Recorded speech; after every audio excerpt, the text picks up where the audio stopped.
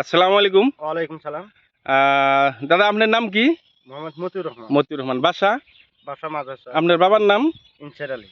District কি পড়ে এটা? বরপেটা। রাজ্য? অসম।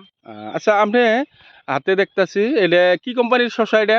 এটা বচ্চন কোম্পানি রিয়া। বচ্চন কোম্পানির রিয়া না? হ্যাঁ, রিয়া। আচ্ছা আপনি শসা অ্যাকচুয়ালি কত বছর ধরে করেন? আমি তো বহুত দিন ধরে সবজি করি, কিন্তু আমি এই বচ্চন সমাজটা জানবা এবার ফার্স্ট করছেন? এবার ফার্স্ট করছি।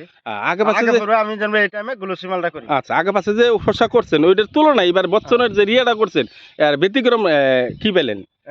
আমার কাছে এখন বর্তমানে এই বচ্চন মালটা গ্লোসি থেকে মেলা লাভবান আমার। আর লাভবান হয়েছে না? লাভবান। কালারটা কিরম হয়েছে? কালার একদম সুন্দর কালার হয়েছে, দেখেন কালার।